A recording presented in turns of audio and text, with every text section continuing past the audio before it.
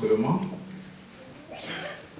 je voudrais, avec ce petit message, vous souhaiter mes meilleurs vœux. Amen. À la manière d'un prédicateur. Amen.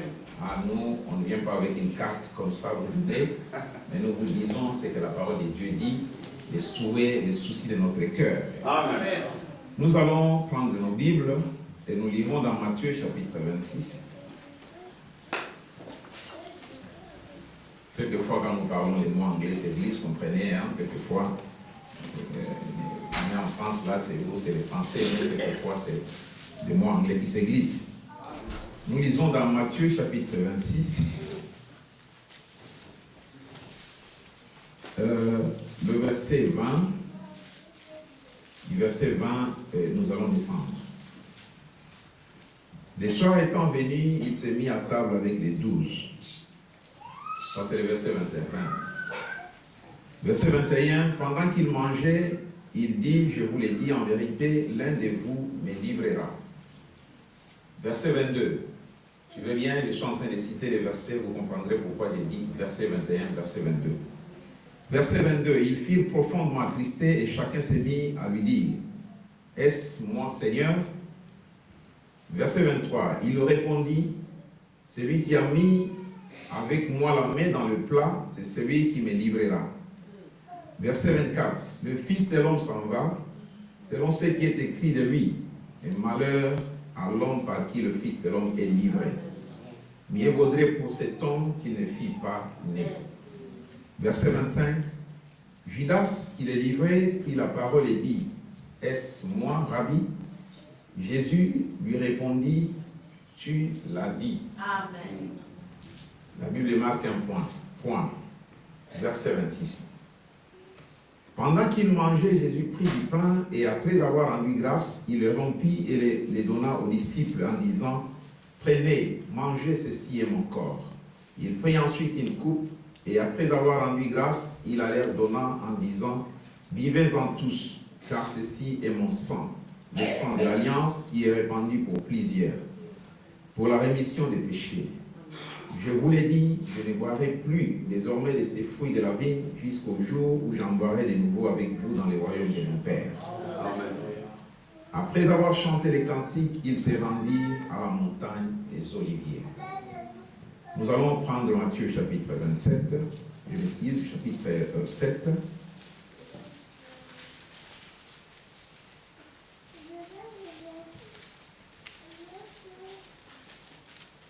Verset 24 à 27.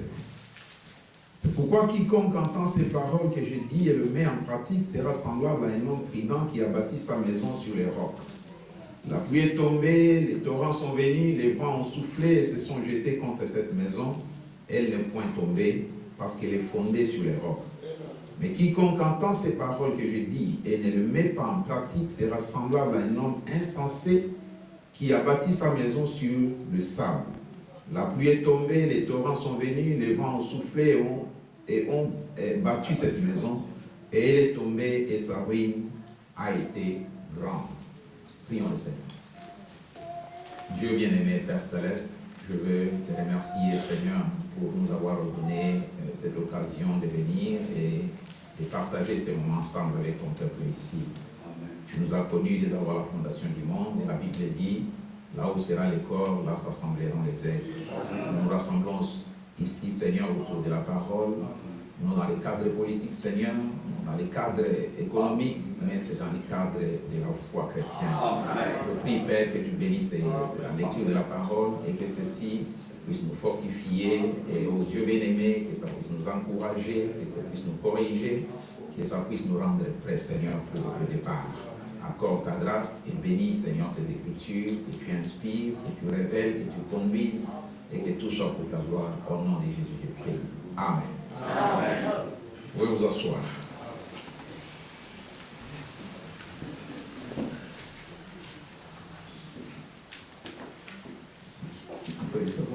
S'il vous plaît, moi, je ne vois pas très bien. Faites-moi signe quand j'en arrive. Oui, il n'y a pas de problème. Je voudrais parler juste un petit peu. Je ne saurais pas le dire long parce que, à cause du temps, nous allons juste prendre un petit verset. Si je dois intituler mon petit texte ou mon petit sermon ce soir, je vais lui donner un titre très drôle. Ce titre très drôle, c'est que je vais l'appeler « Il manque un verset ». Il manque un verset. C'est la raison pour laquelle quand je lisais ça, je lisais verset 20, verset 21. Il manque un verset quelque part. Et mon souci, mon souhait, c'est que Dieu fasse quelque chose pour que cette petite intervention puisse gagner même une seule âme. Amen. Que ça nous rende prêts réellement. Oui. Je vais dire, il manque un verset. Vous allez certainement vous demander, mais qu'est-ce que tu es pour dire qu'il manque un verset dans la Bible? Mais je vous dis, il manque un verset. Amen. Quand nous allons dans Matthieu chapitre 20, 26, là où nous avons lu, je vais reprendre pour aller directement dans mon message. Le soir étant venu, il s'est mis à table avec les 12. Il, là, c'est le Seigneur Jésus-Christ. Les 12, ce sont ses appelés. Tous se sont mis à table avec les 12. Et Jésus, verset 21, verset 21, pendant qu'il mangeait, il dit, je vous l'ai dit en vérité, l'un de vous me livrera. Verset 22 dit, ils furent profondément attristés et chacun s'est mis à dire, et c'est moi Seigneur. Ce peuple était appelé de Dieu. Souvenez-vous, la Bible dit que Jésus, quand il est venu pour nous sauver, et il est venu, il s'est choisi des disciples. Il en a choisi 12. Et ces jours-là, il était assis, la Bible dit au début là-bas, qu'ils sont allés préparer la Pâque, et il devait prendre cette Pâque qu'il souhaitait vivement avoir avec ses disciples.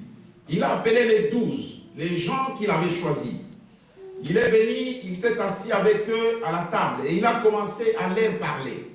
Il a commencé à leur donner une prédication. Il a commencé à leur dire, je suis venu pour votre bien. Mais je vous dis déjà qu'il y a un complot, l'un de vous me livrera. Cela a dérangé les cœurs des disciples. La Bible dit là qu'ils furent profondément touchés. Jésus a parlé dans le sens général. Il a dit, je vous dis, l'un de vous va me trahir. Je vous ai appelé pour vous faire du bien, pour votre salut. je vous ai appelé par ma grâce. Oui. Vous êtes venus ici, je vous ai accordé la grâce. Mais je vous dis, l'un de vous va me livrer. Alors les gens se sont demandé, peut-être Pierre a regardé Philippe, Philippe a regardé André, ils se sont regardés, mais qu'est-ce qu'il est en train de dire? Voilà. Les livrer, la Bible dit, chacun est venu et a commencé à demander, Maître, est-ce que c'est moi? Tu es en train de parler dans un sens général. Tu dis qu'on va te livrer. Tu dis que nous qui sommes venus dans ce message ici, un moment viendra où nous allons abandonner le message. Je vais savoir, Seigneur, est-ce que c'est moi? Est-ce que la prédication que j'écoute, est-ce que le message que j'entends, est-ce que ça me concerne moi? En quelque sorte, chacun est venu à l'hôtel. Après la prédication du pasteur, chacun est venu là-bas. Seigneur, ce qu'on a dit, est-ce que c'est moi? Seigneur, ce qu'on a dit, est-ce que c'est moi? Ils furent profondément touchés. Mais suivons un tout petit peu. La Bible dit, il répondit, celui qui a mis avec moi la main dans le plat, c'est celui-là qui me livrera. Il continue, le Fils de l'homme s'en va, selon ce qui est écrit de lui. Mais malheur à l'homme par qui le Fils de l'homme est livré. Mieux vaudrait pour lui, pour cet homme qui ne fit pas né. Regardez là, la Bible dit, ils furent profondément touchés. Mais la Bible, au verset 25, la Bible dit, Judas, qui les livrait, prit la parole et dit. Vous comprenez que quand on dit tout le monde se demandait, mais Seigneur, est-ce que c'est moi? La prédication que j'écoutais, est-ce que c'est moi? Judas, lui, il ne le faisait pas. Judas, lui, il était dans l'église, mais il jouait à l'église.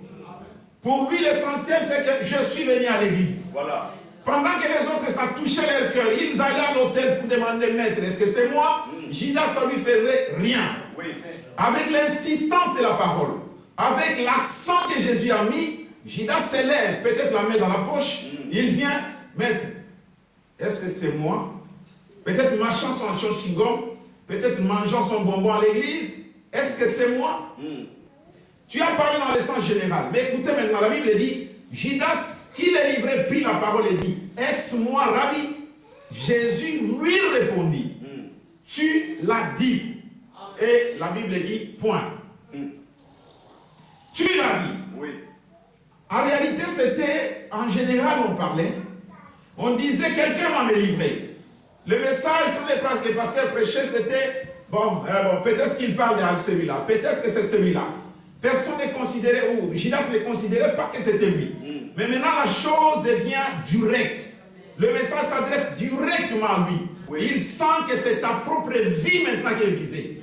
Tu le sens toi-même que ça me concerne. Quand je regarde la vie, ça me concerne. Oui. On dit, c'est toi qui vas me livrer. Judas, la Bible dit, verset 25, Judas qui les livrait, prit la parole et dit, est-ce c'est moi, Rabbi? Jésus lui répondit, tu l'as dit. C'est de là où je tire mon message.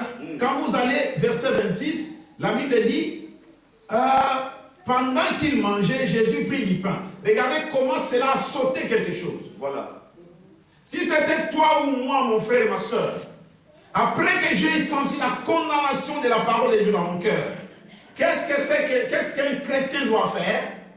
Je viens à l'autel, le verset qui manque pour moi devrait être et Judas fondu en larmes. Ça devrait en principe être et Judas alla se jeter à ses genoux. Mais la Bible ne dit rien. Miséricorde. La parole était en général, mais maintenant après la parole est devenue particulière. Tu sens que c'est toi, mais après cela, tu ne dis rien.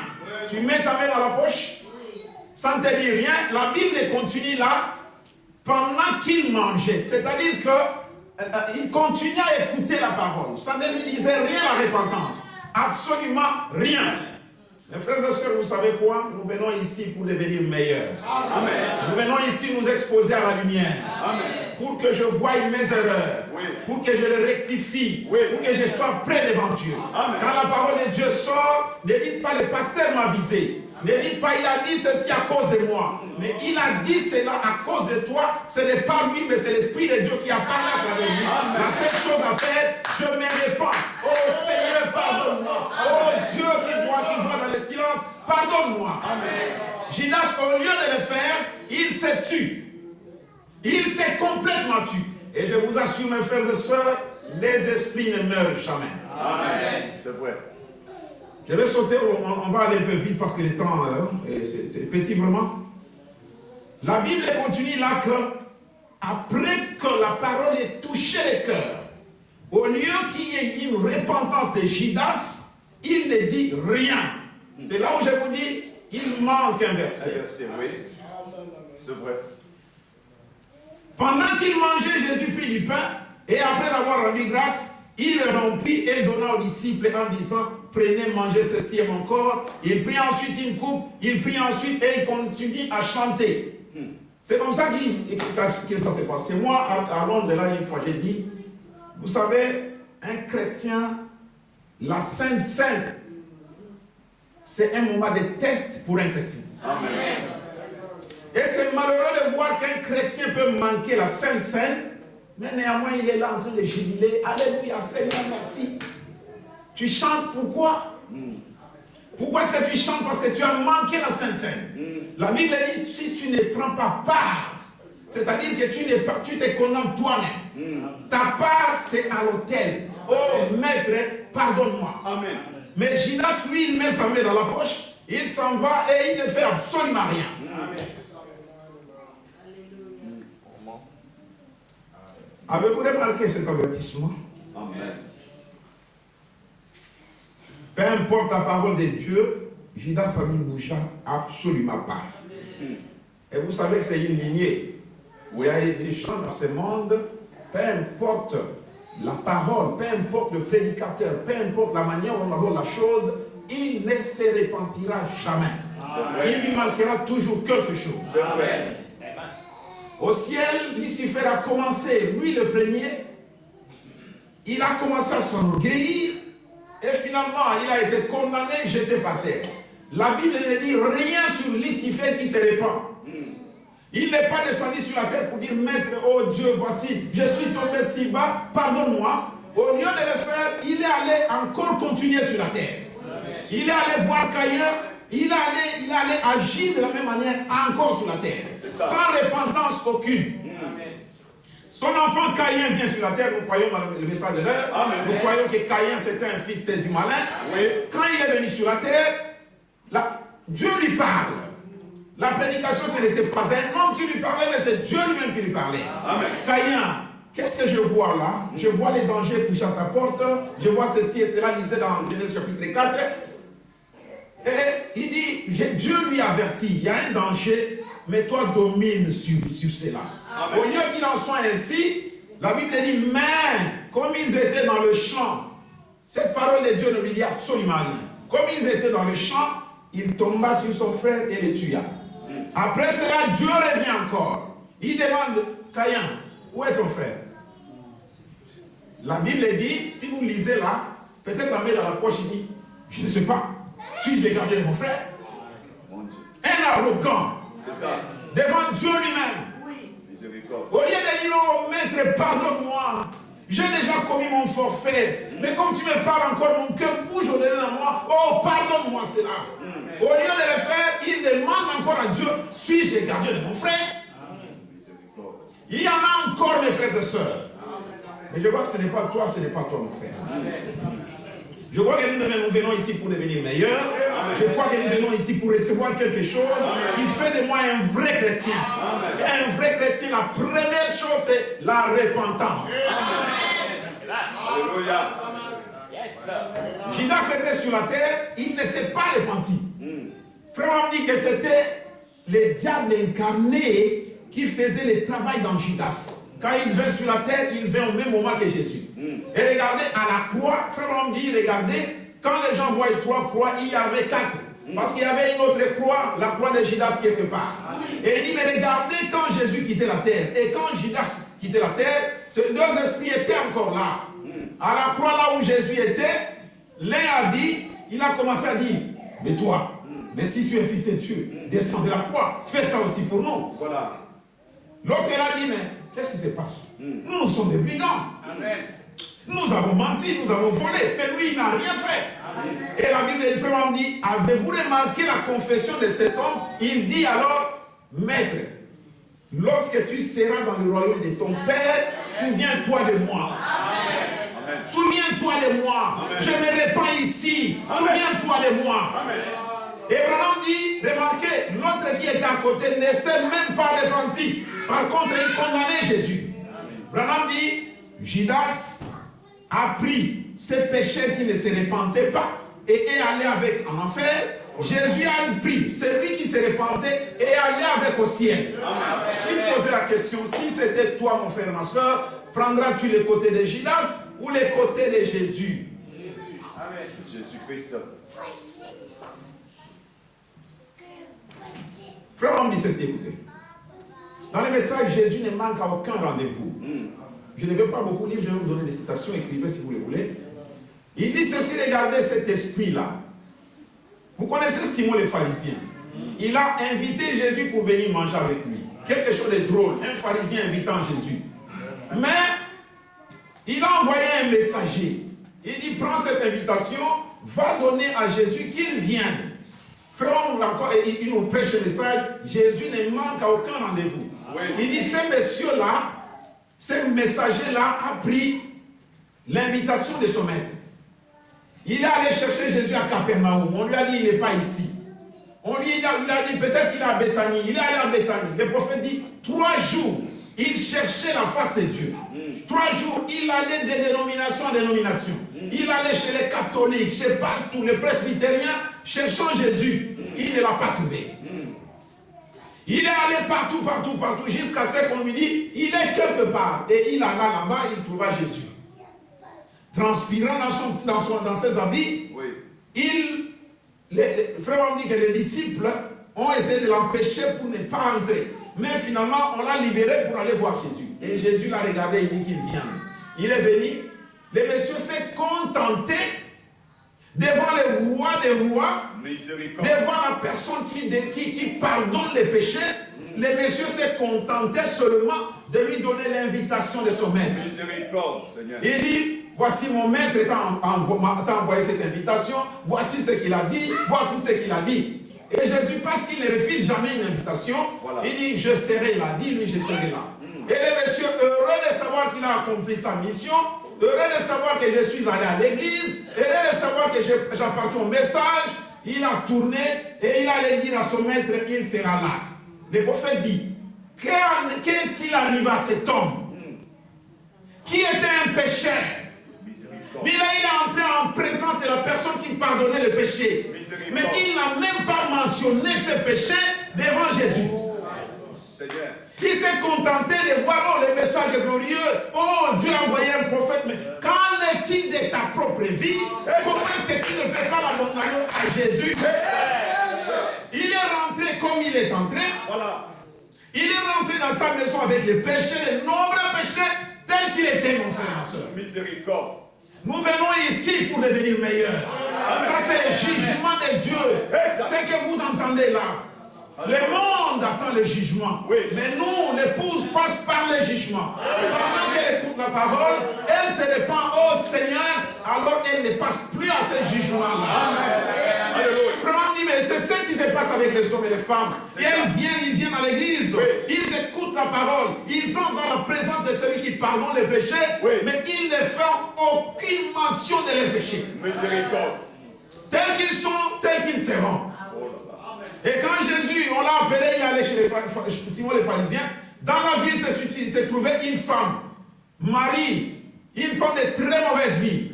Quand elle a appris que Jésus était là, elle a dit, peu importe ce qu'on fera, oui. Je dois aller auprès de Jésus. Je dois aller laver ses pieds. Elle a franchi toutes les barrières possibles. Oui. Parce qu'elle était pleine de péchés. Comme Jésus était là dans ma ville, oui. Je profite de l'occasion.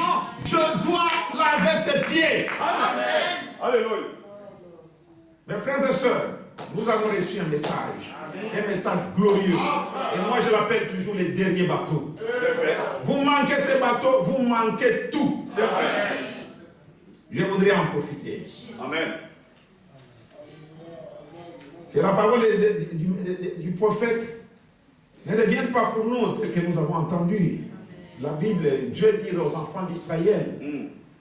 Les enfants d'Israël étaient habitués avec des prophètes. Dieu leur envoie Moïse, Dieu leur envoie Élie, Dieu leur envoie ceci. Et finalement, la parole d'un prophète pour les enfants d'Israël était devenue comme une musique. Suivez avec moi, s'il vous plaît. Prenez la Bible. Alléluia. Dans Ézéchiel, lisons un petit peu Ézéchiel. Je cours avec les temps, s'il vous plaît. On n'a que quelques 40 minutes. Dans la Bible, dans Ézéchiel chapitre 33, écoutez ce qui est arrivé aux enfants d'Israël. Au verset 23. Alors la parole de l'Éternel me fit adresser en ces mots. Fils de l'homme, ceux qui habitent ces ruines dans le pays d'Israël disent, Abraham était seul et il a hérité le pays. À nous qui sommes nombreux, le pays est donné en possession. Ils ont pensé qu'Abraham était seul, il a hérité le pays. Dieu lui a donné un héritage de pays. Mais nous, comme nous sommes nombreux, mais là, le pays est à nous, c'est déjà notre possession. Ce n'est pas mon frère, ma soeur. Le prophète nous dit ceci, nous, ce n'est pas Dieu qui nous doit, mais c'est nous qui devons à Dieu. Ne pensez pas que comme Dieu a envoyé le message, cela signifie que nous serons enlevés. Non. Mais cela signifie qu'il y a une possibilité d'être enlevé. Amen. Amen. Cela dit que toutes les promesses de Dieu sont sous condition. Amen. Tu dois l'accepter. Car la grâce est grâce pour celui qui considère la grâce comme grâce. Amen. Amen. Quand la trompette sonnait en Israël et que c'était le jubilé, ce n'était pas que quand tu entends la trompette, tu es libre. Mais cela signifiait que tu as la possibilité d'être libéré. Amen. Quand tu te dis, ok, j'ai entendu la trompette, je laisse ma roue, je pars. Tu dois agir pour être libre. Amen. Ce n'est pas parce que Dieu nous a envoyé le message, mais je suis dans le message, c'est tout. Mais ta propre vie, ta propre confession, ta manière de recevoir le message, c'est ce qui compte devant Dieu. Amen. Pourquoi frère nous disait toujours, le salut est individuel. Continuons, la Bible dit, alors la parole de l'Éternel me fit adressant ces mots, fils de l'homme. Ceux qui habitent ces ruines dans le pays d'Israël disent, Abraham était seul et il a hérité le pays. À nous qui sommes nombreux, le pays est donné en possession. C'est pourquoi dis-leur, ainsi parle le Seigneur, l'Éternel. Vous mangez vos aliments avec du sang. Vous levez les yeux vers vos idoles. Vous répandez le sang et vous posséderez le pays. C'est un point d'exclamation. On n'a pas le temps de détailler tout ça. Mais quand vous lisez là-bas, Dieu s'exclame. Donc vous qui mangez le sang, vous qui faites toutes ces abominations-là, vous dites que vous possédez le pays. Vous qui faites tout ce que vous voulez là, alors que je vous ai donné des lois et des lois et des lois. Vous n'observez pas mes lois, mais vous dites que vous possédez le pays. Il continue. C'est pourquoi dites-leur, ainsi par l'Éternel, vous mangez vos aliments avec du sang. Vous levez les yeux vers vos idoles. Vous répandez le sang et vous posséderez le pays. Vous vous appuyez sur vos épées. Vous commettez les abominations. Chacun de vous déshonore la femme de son prochain et vous posséderez le pays. Dis-leur, ainsi parle le Seigneur, l'Éternel. Je suis vivant. Ceux qui sont parmi les ruines tomberont par l'épée. Ceux qui sont dans le champ, j'en ferai la pâturage des bêtes. Et ceux qui sont dans les forts et dans les cavernes mourront par la peste. Je réduirai le pays en solitude et en désert. L'orgueil de sa force prendra fin. Les montagnes d'Israël seront désolées. Personne n'y passera. Et ils sauront que je suis l'Éternel quand je réduirai le pays en solitude et en désert à cause de toutes les abominations qu'ils ont commises. Là, verset 30. Et toi, fils de l'homme, les enfants de ton peuple s'entretiennent de toi près des murs et aux portes des maisons. Et ils se disent l'un à l'autre, chacun à son frère, venez donc et écoutez la parole qui est procédée de l'Éternel. Et ils se rendent en foule auprès de toi, et mon peuple s'assied devant toi, et ils écoutent tes paroles, mais ils ne les mettent point en pratique. Car leur bouche en fait un sujet de moquerie, et leur cœur se livre à la cupidité. Voici, tu es pour eux comme un chanteur agréable, possédant une belle voix, et habile dans la musique. Ils écoutent tes paroles, mais ils ne les mettent point en pratique. Quand ces choses arriveront, et voici elles arrivent, ils sauront qu'il y a un prophète au milieu d'eux. la parole. Oui. Ils se vendent. Nous sommes plus que les pentecôtistes. Nous sommes ceci, nous sommes ceci. Tu as entendu ce sermon, tu as entendu ce sermon. Mais cela devient comme une musique. C'est ça. Le message devient comme un cantique qu'on a très bien joué. Ils s'assoient à leur porte. Est-ce que tu as entendu ce message? Oh, c'était profond. C'était profond. Mais quel était le but de ce message? Quel était l'objectif que Dieu poursuivait? C'est ça. Dis-leur, voici il y a une ruine qui vient et ça va arriver. Personne ne va l'empêcher. Amen. Que Dieu nous vienne à l'aide, mes frères. Amen. Il nous manque un verset. Nous citons tous les versets. Mais un verset nous manque. Les versets de la repentance de notre propre vie. Nous ne sommes pas sincères. Depuis nous à la chair jusqu'au dernier banc. Et nous attendons aller au ciel. Frère, on dit ceci, mal comprendre nous attire beaucoup d'amis. C'est vrai, c'est vrai. Dans le message, Dieu mal compris, il dit mal comprendre nous attire beaucoup d'amis. Mal comprendre, ce n'est pas dire, bon, j'ai entendu, je n'ai pas compris. Mais mal comprendre, c'est voir une chose se dérouler et ne pas comprendre le pourquoi. C'est ça, c'est ça. C'est voir un prophète venir sur la terre et ne pas comprendre le pourquoi. C'est ça. Frère, on dit, dans le message, le Fils de Dieu manifesté, paragraphe 105, il dit, je ne suis pas un réformateur. Non, non, non. Il dit, je ne suis pas un réformateur. Je ne suis pas un réformateur. J'amène les gens à la confession. Je ne suis pas ici venu pour former les églises. Pour faire que les gens me suivent. Mais je suis venu pour amener une relation profonde entre l'homme et la femme. Dans laquelle l'homme devient une créature nouvelle en Jésus-Christ. Nous ne sommes pas dans l'âge de réformation. Nous sommes dans l'union invisible. Je dois être sûr que je suis dans cette union. Tu dois être sûr que tu es dans cette union. C'est ça. Mon frère et ma sœur, celui qui a blagué toutes ces années, laissez-moi te souhaiter une bonne année. Laissez-moi te dire que tu dois cette fois-ci avoir une relation profonde avec Dieu. Dieu nous a visités. Tu dois recevoir la visite de Dieu comme Dieu lui-même. Alléluia. Merci Seigneur. Vous savez, la promesse de Malachie 4 dit, voici je vous enverrai Élie les prophètes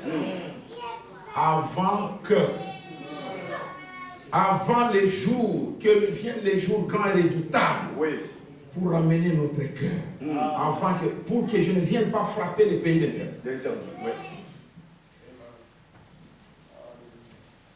Nous sommes un peuple à viser, mes frères. Oui. Amen. La Bible dit ceci, ou Frère dit ceci, écoutez. Je suis en train de prendre juste les superficiels parce que notre temps, on n'a pas beaucoup de temps. On dit l'essentiel. Dans le message, la vie éternelle. Et comment la recevoir? Frère dit ceci au paragraphe 160. Vous aimez les prophètes, n'est-ce pas? Amen. Amen. Je dis toujours à l'église là-bas, moi je suis juste un répéteur de Brahma. Amen. Amen. Alléluia. Si tu veux m'aimer, aime-moi parce que je ne fais que répéter. Je n'attends aucune confirmation de Dieu. Je n'attends aucune confirmation, je peux me confirmer. Non. Dieu a confirmé un prophète. Moi, je ne fais que répéter ce que l'autre prophète a confirmé. La vie éternelle et comment la recevoir? Le prophète dit, pouvez-vous vous imaginer les mages venir voir Jésus? Je vais juste présenter une petite scène. Laissez-moi vous la dire aussi. Vous pouvez la lire à la maison, on n'a pas de temps. Dans ce message ici, la vie éternelle, comment la recevoir? Il dit, pouvez-vous vous imaginer les mages qui sont venus voir Jésus? Mettez-vous en pensée, voici, ces gens-là viennent pour voir Jésus. Comme nous aussi ici, nous venons ici dans le but d'aller voir Jésus. Amen. Mais maintenant, pouvez-vous vous imaginer ces mages-là cherchant à aller voir Jésus? On raconte qu'il y en avait trois. Disons qu'il y en avait trois. Jim, John et George. Disons que c'était ça leur nom. Et je peux les voir tous s'apprêter à partir. Prenons cet homme Jim. C'est bien un homme. Il court l'annoncer à sa femme. Il dit, ma femme, tu sais quoi? Je vis l'étoile, je vais donc partir. Ainsi, il s'en va faire ses bagages pour partir. Branham dit ça, c'est le problème qu'ont les gens aujourd'hui. Ils cherchent à s'encombrer des charges pour devenir chrétiens. S'il y a quelque chose dont vous avez besoin, c'est de vous décharger. Pour devenir chrétien aujourd'hui, on a trop de choses qui s'accrochent. Je dois avoir ceci pour être chrétien. Dieu doit me bénir financièrement. Je dois avoir cela. Qui vous a dit ça? Je dois avoir ceci pour être chrétien. Ce n'est pas ça, mes frères et sœurs. Frère m'a dit que la possession des biens en grande quantité ne signifie pas toujours la volonté de Dieu. Et au lieu de pouvoir, Branham dit, représentez-vous cet homme. Il va dire à sa femme, voici, nous avons vu une étoile, nous avons vu un prophète s'élever. Ce prophète dirige les gens vers le Messie. Oui. Maintenant, ce que tu fais, mets-moi beaucoup de champs, mets-moi des serviettes, mets-moi de ceci. Il prend beaucoup de bagages et il met sur son chameau. Et alors, au moment où il devrait partir, quand il dit au chameau, allons-y, le chameau ne sait pas bouger. C'est ça. Pendant que les autres sont partis, l'autre est trop chargé. Il a besoin de ça, besoin de ça, besoin de ça, besoin de ça. La Bible dit, quand nous devenons chrétiens, nous nous dépouillons de cette chose. Moïse était un grand, il s'est dépouillé. Jésus lui-même était grand, il s'est dépouillé. Tout le monde s'est dépouillé. Mais les chrétiens aujourd'hui veulent avoir beaucoup. Quand on fait trop, ils n'arrivent pas à partir. Branham dit, dans ce voyage ici, nous n'avons pas besoin à faire des valises, mais à défaire. Nous n'avons pas besoin d'emmener beaucoup de trucs à nous, mais nous avons besoin de dire, voici Seigneur, je viens à toi, tel que je suis. Conduis-moi où tu veux. Je ne suis pas lié à quelque chose. C'est ça la vie chrétienne. C'est savoir payer le prix. Savoir s'abandonner. Savoir que la seule chose que je veux, c'est Christ. Moi, je veux Christ seul. Je veux Assuris. Le roi. Esther est allée pour devenir la femme. Vous savez la Bible dit qu'on a pris beaucoup de jeunes filles. Beaucoup de jeunes filles vierges. On les a ramassées de gauche à droite. On dit, ok, vous allez devenir des reines. Peut-être que Madame Suzanne était quelque part, on l'a pris, on l'a amené. Dans votre quartier, je ne sais même pas où je suis ici. Elle dit aux amis là-bas, moi je suis devenu chrétienne. Moi j'écris le message, au revoir pour les pentecôtistes. Moi je vais me marier avec Jésus. Esther, on a pris beaucoup de filles. Mais vous savez que parmi toutes ces filles-là qui étaient vierges, il y a seulement Esther. Et pourquoi? C'est parce qu'elle s'est présentée devant le roi sans rien en main.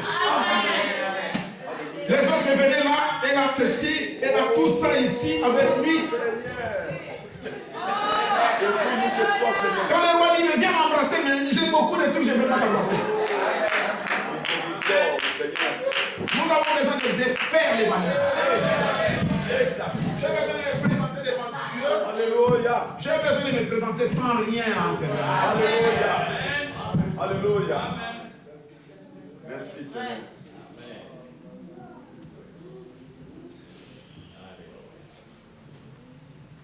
Il me reste quelques 10 minutes, 1 minute, 30 minutes, c'est bon. Quelques 15 minutes. Ben. Mes frères, écoutez s'il vous plaît. Amen. Je crois que frère on dit qu'un bon chrétien, croyant, écoute la parole une seule fois. Il dit pour un croyant, une seule citation suffit. Amen. Il n'a pas besoin d'écouter beaucoup. Juste une seule lui dit, maître, est-ce que c'est moi? Est-ce que c'est moi? Tout ce qu'on dit là, est-ce que c'est moi? Si tu viens pour écouter pour quelqu'un d'autre, tu as manqué le coup. Tu dois écouter pour toi-même. Et dire, est-ce que c'est moi? Ne prends pas l'attitude de Judas pour venir après que les autres se sont repentis, après que les autres se sont demandé si c'est eux, et qu'ils ont vu que ce ne sont pas eux. Judas, quand cela le touche dans le cœur, au lieu de dire, oh maître, pardonne, vous savez ce qui s'est passé par la suite? Il a dit, je vais quitter cette église. Finalement, je quitte le message. Ces gens, ils sont comme ça. Il s'en va et il va tuer effectivement Jésus. Défaisons nos valises. Nous n'avons pas besoin de tout ce dont nous pensons là. Branham cite ces valises-là. Je n'ai pas eu le temps de vous lire ça. Il cite l'égoïsme, la haine, la jalousie, toutes ces choses-là. L'hypocrisie, le manque de sincérité. toutes ces choses-là, vous avez plein avec vous et vous pensez que votre chameau va aller. Ça ne va pas aller. Vous avez besoin de vous décharger. De décharger toutes ces choses. Oh Dieu, oh Père, aide-moi. Et avec cela, quand on dira go, il va partir.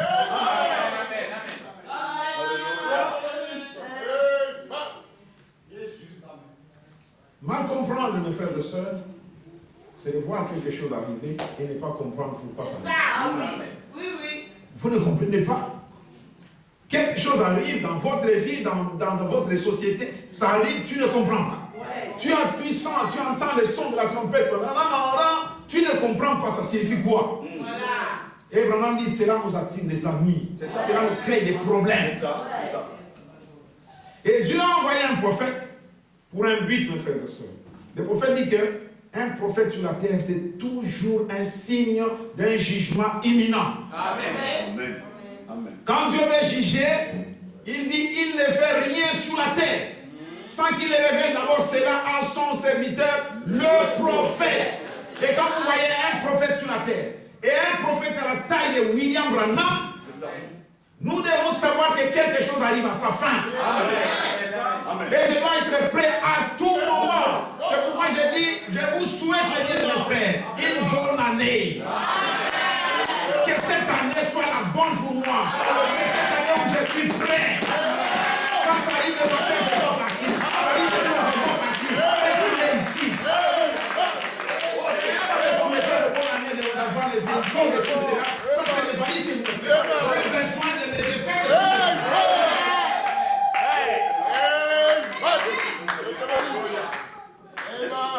Frère, on dit ceci dans le message, ça je dois le lire.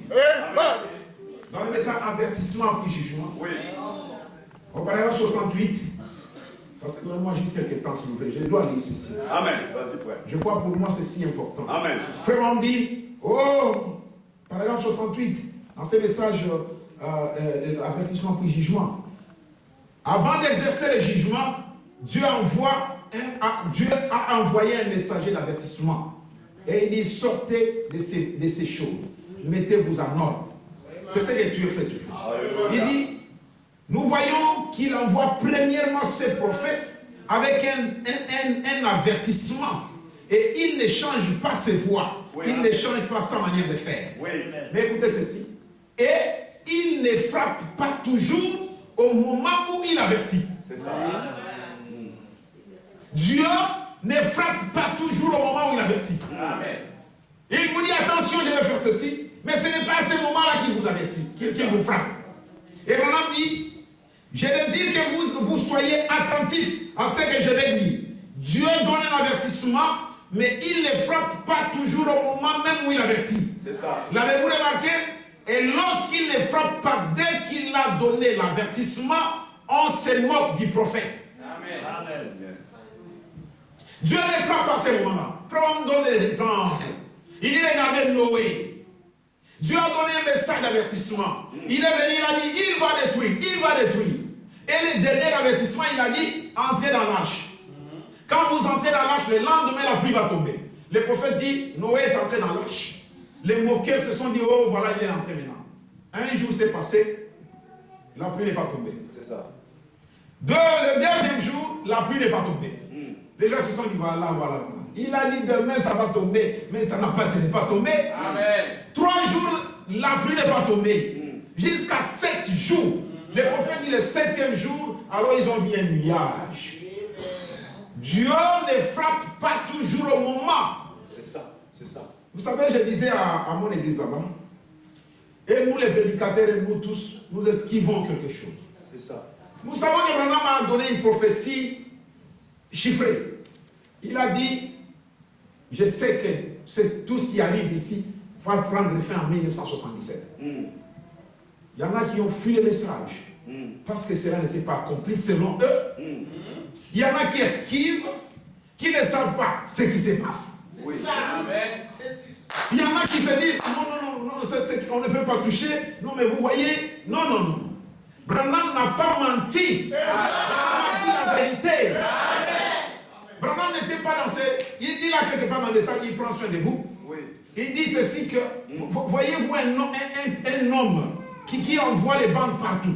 Paragraphe 91. Oui. Voici un prédicateur qui envoie ses messages partout dans le monde pour affirmer ainsi que la situation est sans espoir, que le monde est au-delà de la rédemption, qu'il a passé la ligne séparant la rédemption du jugement. Il faut que je donne à cette assemblée quelques bases pour justifier de telles affirmations. Amen. Il doit bien y avoir une raison pour qu'un homme, dans son bon sens, comme je le crois être, puisse dire à son pays, à son assemblée et aux gens en général, sachant que cela sera diffusé dans 30 ou 40 pays, que cela fera peut-être le tour du monde, parmi tous les peuples et les langues, que nous sommes au temps de la fin.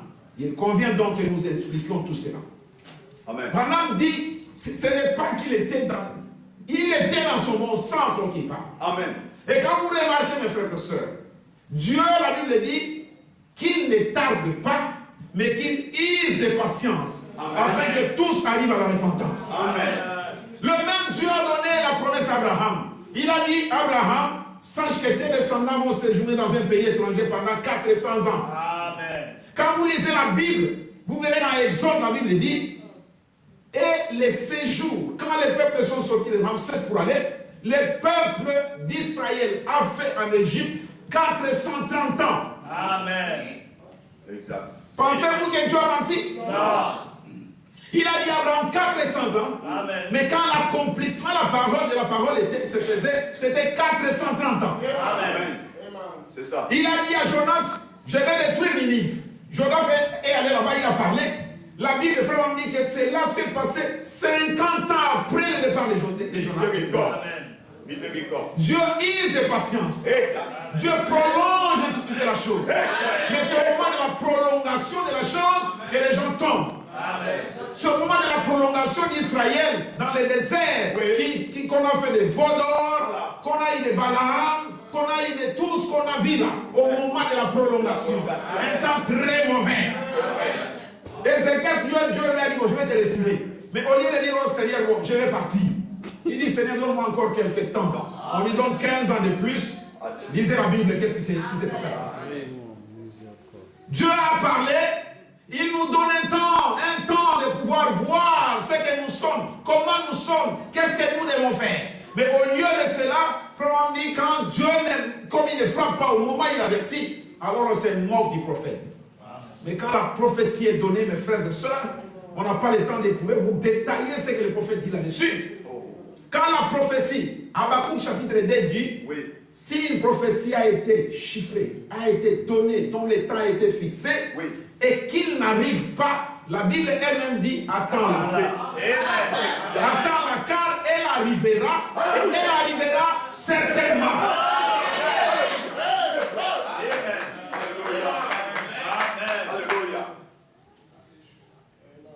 Merci Seigneur. Je vais terminer avec ceci, mon frère. Allez, ça les signes de la semence du temps de la fin. Le prophète est en train de nous parler là. Il dit, nous ne pouvons pas prophétiser. Hein? Nous allons bientôt faire un voyage. Et quand nous pensons à un voyage, nous pensons peut-être aux valises, à des vêtements supplémentaires, à des souliers supplémentaires. Mais quelle différence avec ces voyages ici?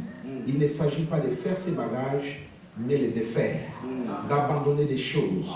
Comme l'a dit ton grand serviteur Paul dans l'Épître aux Hébreux au chapitre 12, nous rejetons tout fardeau et l'incrédulité qui nous enveloppe si facilement pour que nous puissions courir avec persévérance dans la carrière qui nous est réservée. Amen. Nous avons reçu un avertissement. Mes frères et sœurs, nous devons nous préparer. Amen. Je vais être prêt. Pas regarder à gauche, pas regarder à droite. Les enfants d'Israël ont eu un avertissement. Et les chefs de famille, les papas de famille voulaient s'assurer que ma famille est en ordre, que ma famille est sous le sang. Mais qu'est-ce que nous regardons aujourd'hui dans les églises, dans le message? Le papa devient un homme, il ne sait même pas si ses enfants ont le Saint-Esprit ou pas. Il ne sait même pas si sa femme a le Saint-Esprit ou pas. Et il prend tout son temps au travail, il n'a même pas le temps de prier, même avec les enfants. Mais tu es chef et tu répondras de cela. Branham dit ceci. Je vais terminer, mes frères, avec ceci. Dans les messages, la tempête approche. Au paragraphe 41. Le prophète dit ceci. Jésus parlait d'une tempête qui approche. Parce que je vais terminer peut-être quelques minutes. Amen. J'ai parlé ici d'une tempête qui approche et qui doit frapper chaque homme et chaque femme qui est dans ce monde. Amen. Il n'y a aucun moyen d'y échapper. Oui. Cette tempête vous frappera l'un ou l'autre jour. Amen. L'un ou l'autre jour, peu importe ce que tu penses que tu y es, la tempête là va te frapper. Amen. Et beaucoup de vies ont été épargnées grâce aux dispositions prises en vue des tempêtes. Je suis à Étréchy. Oui, Étréchy. On nous a dit avant-hier ici, en Angleterre, toutes ces choses-là, ce n'est pas vraiment comme chez vous. Vous les suivez à l'année. On a dit orange, signe orange ou quelque chose comme ça. Oui, oui. Ne sautez pas et tout. Oui. Et les gens ont pris des dispositions. Ceux qui étaient têtus, ils ont été enfermés quelque part. Et vraiment dit, beaucoup de vies ont été épargnées grâce aux dispositions prises en vue des tempêtes. Un nombre de vies ont été perdues pour avoir négligé l'avertissement sur les tempêtes qui approchent.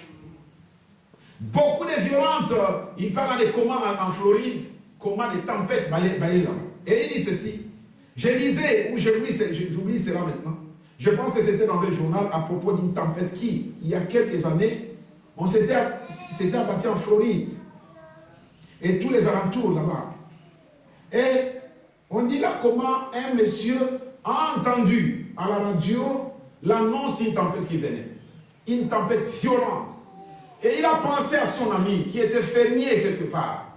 Et il a dit, mon ami, il y a une tempête qui est annoncée dans ta contrée ici. Est-ce que tu peux partir? Est-ce que tu peux t'en aller? Il pensa à son voisin qui avait une ferme d'élevage de poules. Et des bâtiments légers abritant des poules, des salles découvertes, ainsi de suite. Et les enclos, au point que tout ce qu'il avait dans leur vie, toute leur vie était liée à ces poules-là. Et sans tarder, tel un fou, il courut jusqu'à voir cet homme-là. Il lui parla vraiment, laisse les poulets, laisse ceci, prends les enfants, fuyons. Et l'homme s'est mis debout, l'ayant regardé en face, s'est ri de lui en disant, quelle blague. J'ai déjà entendu les gens les prédire, j'ai déjà entendu les gens prédire des choses semblables et ce n'est jamais arrivé. Et les voisins chrétiens étaient si agités qu'ils disent, et si cela arrivait effectivement? C'est ça. Nous entendons tous les temps des remarques du genre, j'ai appris ceci, ceci, et les messieurs commencent à discuter avec les messieurs.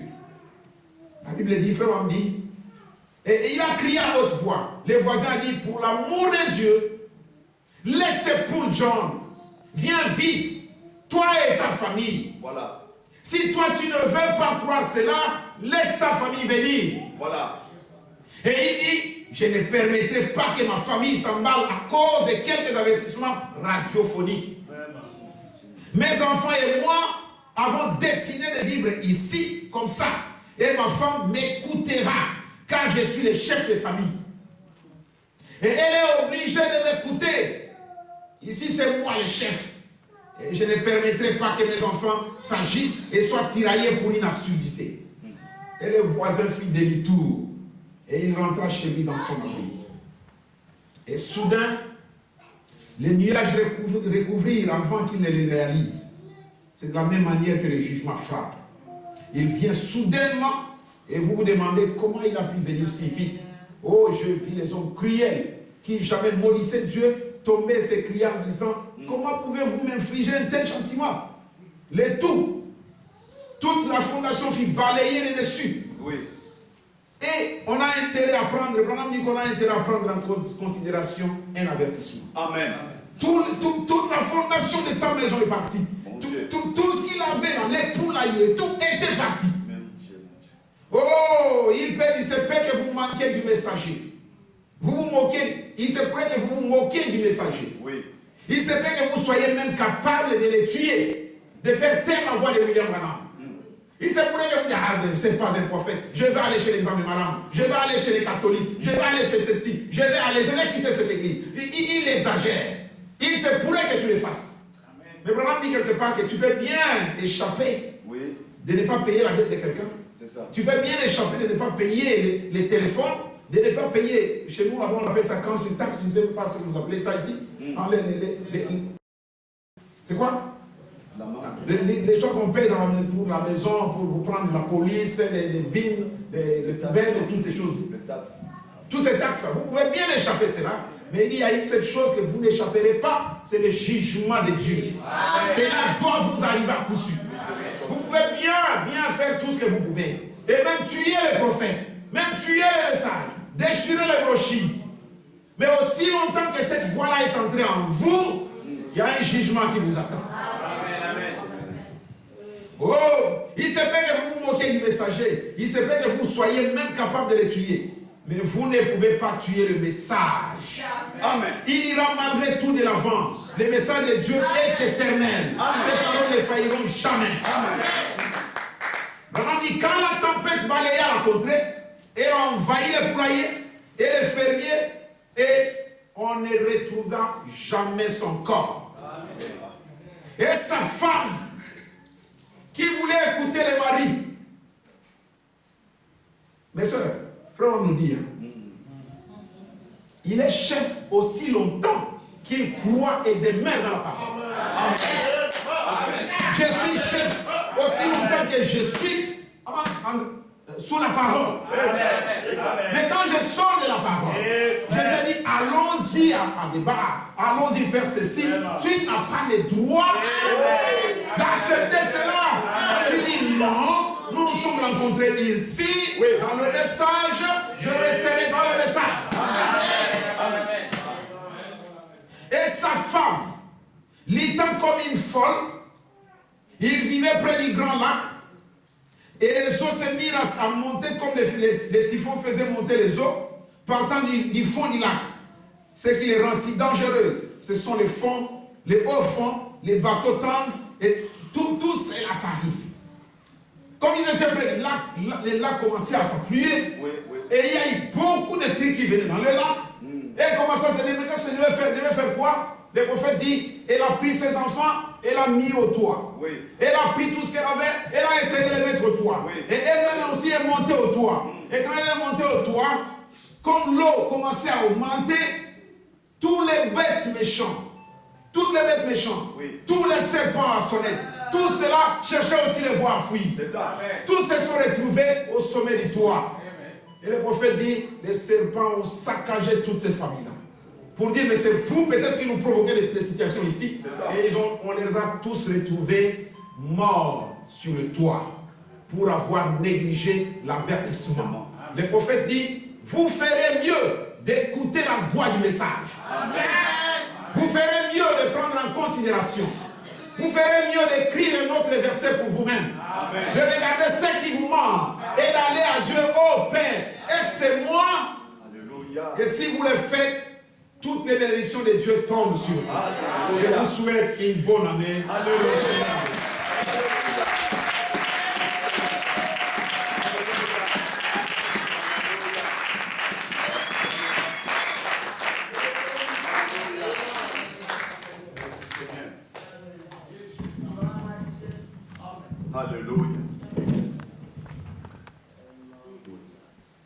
Alléluia. Alléluia.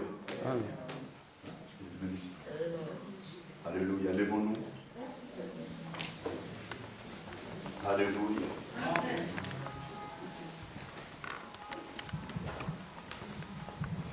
Alléluia. C'est un moment très sérieux. Éteignez vos portables, s'il vous plaît.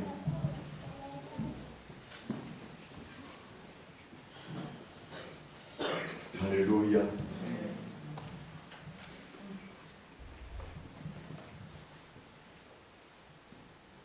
Avec nos têtes et nos cœurs baissés.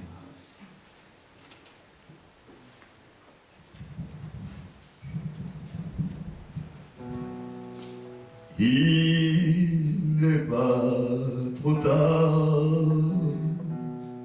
pour que tu changes ta vie.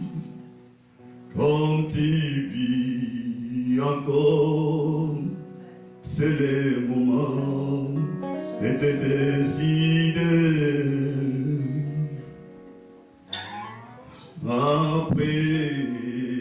l'amant, il te sera impossible de te bâtir. Tu seras jugé selon tes œuvres. Il n'est pas trop tard pour que tu changes ta vie.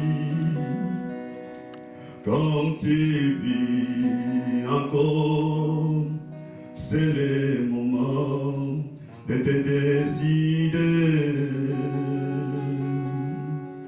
Après la mort, il te sera impossible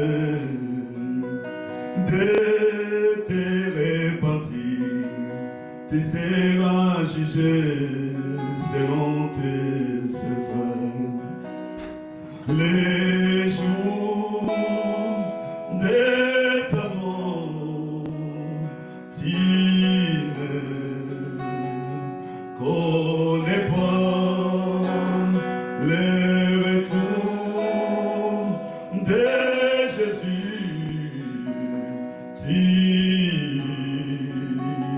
ignores encore pourquoi tu prolonges les jours. Changement que sera ta position devant ces événements. Les jours de ta mort, tu ne connais pas le retour de Jésus. Tu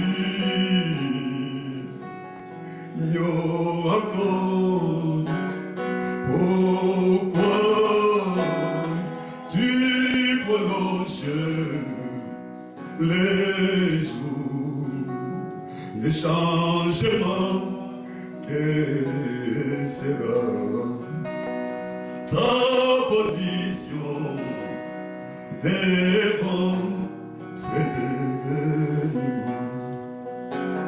Les jours de ta mort, tu ne connais pas le retour de Jésus.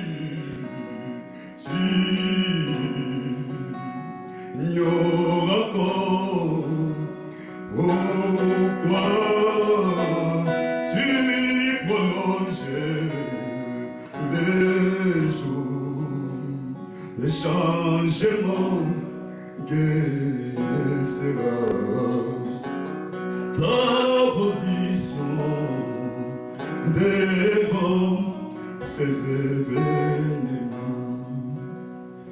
Frères et sœurs, à 4 heures du matin, j'étais ici pour prier pour des réunions. Des réunions comme ça, on aime bien festoyer, entendre de bonnes choses dans nos oreilles. Et j'avais demandé à Dieu de susciter l'esprit de repentance. Je n'ai pas demandé à mon frère de préparer une telle prédication. Souvent, nous avons du mal à porter ce genre de prédication. Mais je vais tout simplement croire que c'est l'amour de Dieu ce soir qui a amené le frère Rigobert à attirer notre attention. C'est Dieu qui a parlé au travers de lui. Nous ne savons pas qu'est-ce qui va arriver. Nous ne savons pas qu'est-ce qui va se passer dans cette année qui commence. Ne soyons pas comme Judas. Un verset qui manque. Qu'en est-il de moi? Depuis que je viens à l'église, depuis que j'ai cru ce message, qu'en est-il de ma vie? Suis-je simplement quelqu'un qui accompagne les autres, qui vient pour passer un bon temps comme Judas, pour voir tous les miracles, entendre la parole, sympathiser avec les autres, être membre de l'église, ami du pasteur, accomplissant la volonté du pasteur et de son église. Je ne veux pas être ici. Si vous croyez que Dieu est surnaturel, je peux vous dire que c'est lui qui a parlé. Si Dieu vous ouvre la porte de la repentance, alors c'est vraiment une grâce pour vous. Saisissons l'occasion. Maintenant, ne regardez pas qui est à côté de vous. Je vais tout simplement vous demander de prier, chacun à sa manière. Vous seul, vous savez où vous êtes avec le Seigneur. Le Saint-Esprit du Papa, ce n'est pas votre Saint-Esprit. Le Saint-Esprit du pasteur n'est pas votre Saint-Esprit. Chacun doit en avoir pour lui-même. Le jugement approche. Qu'en est-il de vous? L'un de vous va me trahir. L'un de vous va me vendre. Est-ce moi, Seigneur? Par mon comportement? Par ma jalousie? Par ma convoitise? Par ma haine? Par mon tempérament colérique? Est-ce moi, Seigneur? Est-ce moi? Un verset qui manque. C'est le verset de la repentance. Est-ce moi, Seigneur, qui va te trahir par mon attitude égoïste? Frère,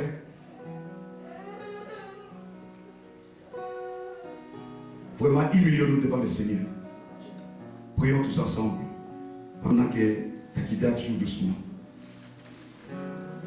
Déposons nos cœurs devant le Seigneur. Dieu bien-aimé, nous savons qu'il n'y a rien qui arrive au hasard. Seigneur, bien souvent nous avons eu des attitudes qui tombent complètement dessus. Des attitudes qui tombent déplues. Nous venons dans ta présence, nous répartons tel que nous étions venus, sans confesser nos péchés, sans déposer nos fardeaux. Nous venons avec des fardeaux, nous répartons avec Jésus.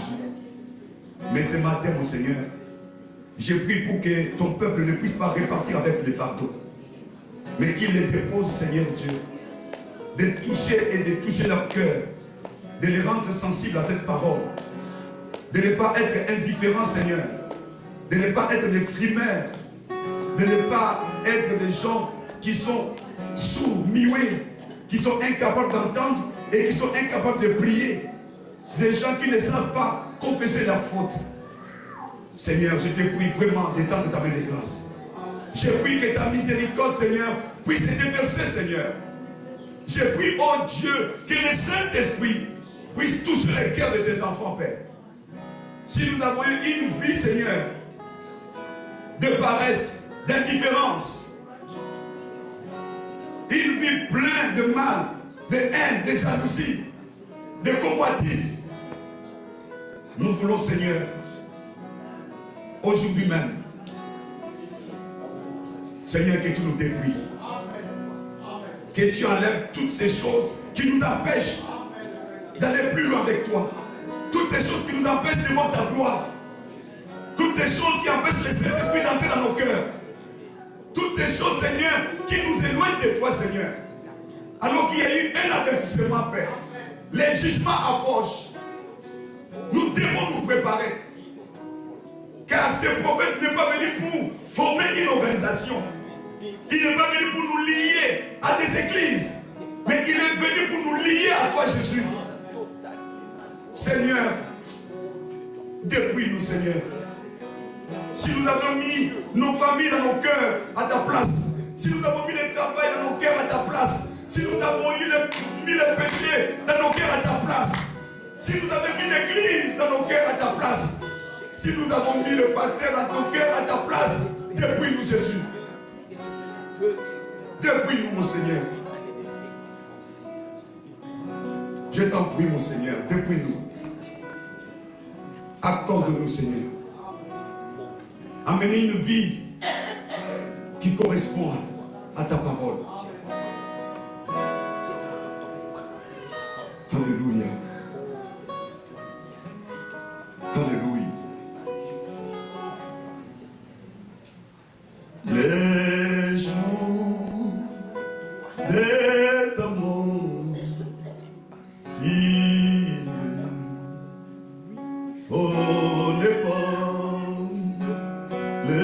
retour de Jésus, tu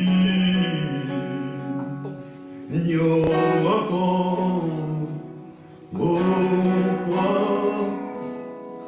tu prolonges les jours et changements que sera ta position devant ces événements.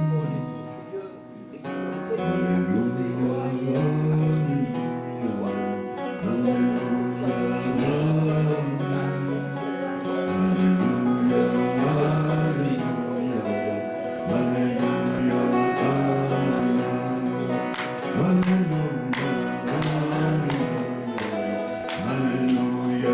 alléluia, alléluia, alléluia,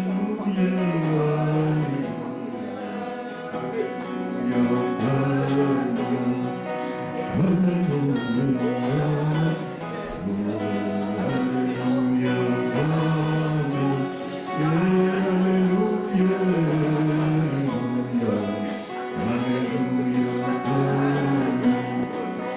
alléluia,